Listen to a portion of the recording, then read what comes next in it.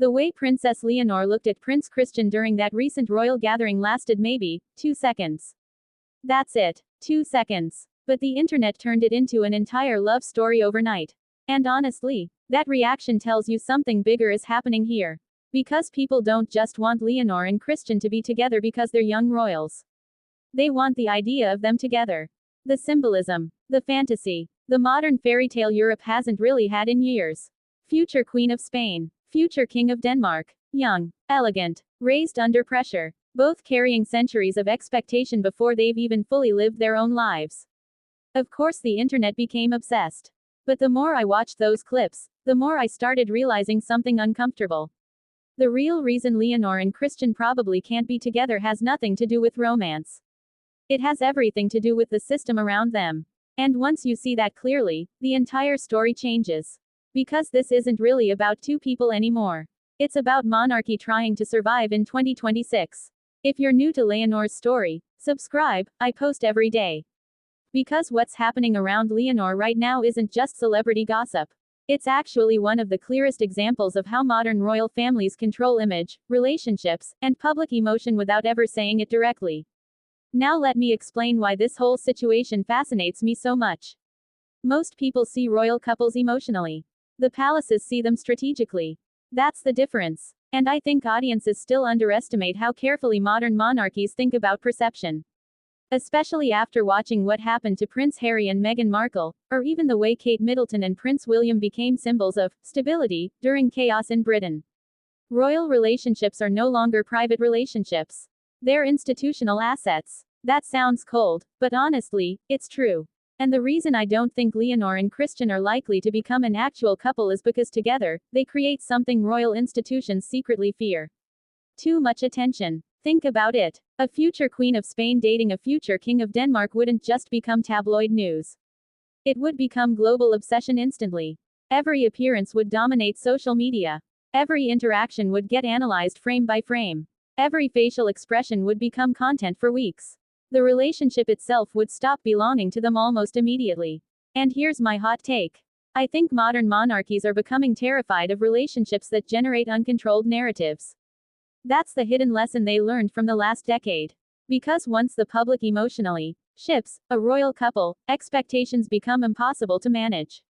Suddenly audiences feel ownership over the relationship. People demand updates. They create conspiracy theories. They interpret distance as tension. Silence becomes proof. We've already seen this happen with celebrities constantly. But with royals, it becomes even more dangerous because the monarchy itself gets emotionally attached to the outcome too. And honestly, I think King Felipe understands this extremely well. People sometimes forget Felipe grew up watching the collapse of royal mystique in the media age. He knows what uncontrolled narratives can do to institutions. So when people say, why can't Leonor just date whoever she wants? I think they're missing how monarchy actually works psychologically.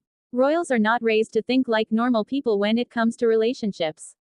They're raised to think about consequences first. And I know that sounds sad, because it is sad. Imagine being young and realizing your future relationships might affect diplomacy, public trust, media pressure, institutional stability, even political commentary across Europe. That's not normal emotional development. That's strategic adulthood forced onto someone early. And honestly, I think Leonor already understands that now. You can see it in how controlled she's become publicly. A few years ago, people still saw glimpses of teenage awkwardness around her. But lately, there's more calculation in her public image. Not fake calculation, survival calculation. She understands cameras now. She understands symbolism. And I think she understands something else too. The more emotionally attached the public becomes to her personal life, the less personal life she'll actually have left. That's why I find the Leonor Christian obsession fascinating. Because people keep framing it as romance, but the real story is projection. Audiences are projecting their desire for a modern royal fairy tale onto two people who may not even want that pressure in the first place. And honestly, can you blame them if they don't? Look at what happened to Princess Diana.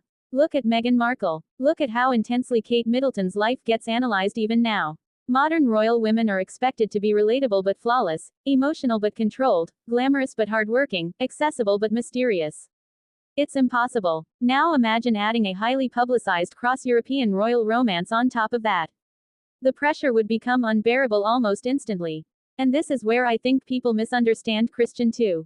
Everyone talks about Leonor constantly, and understandably, but Christian is also being shaped into an institution, not just a person. Future kings don't really belong fully to themselves either. That's the hidden loneliness behind royal life nobody romanticizes enough. The world sees privilege. The individuals often experience surveillance. That's why when people online say, they looked perfect together, I honestly think they're responding more to the fantasy of escape than reality itself.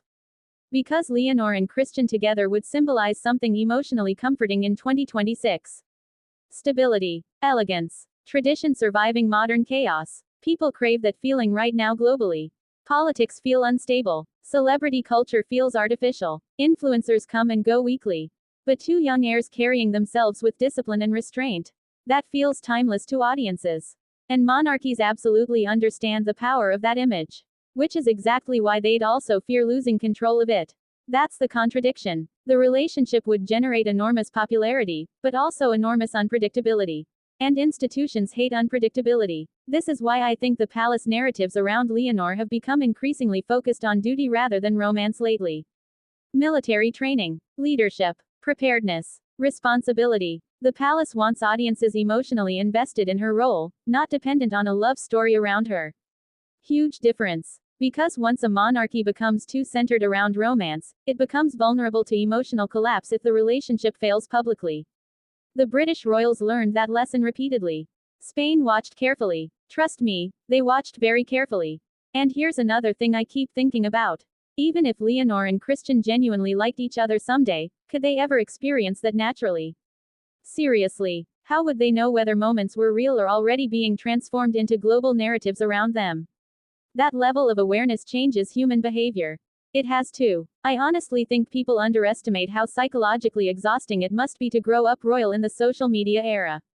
One accidental glance becomes TikTok edits with romantic music. One conversation becomes international speculation. One appearance becomes proof of hidden feelings. At some point, even genuine emotions become contaminated by public expectation. That's dangerous. And I think both royal families know it. Which brings me to the part nobody wants to admit openly. Sometimes the reason royal relationships don't happen isn't lack of chemistry. It's too much consequence, too much symbolism, too much pressure before anything even begins. And honestly, that may be the real tragedy here.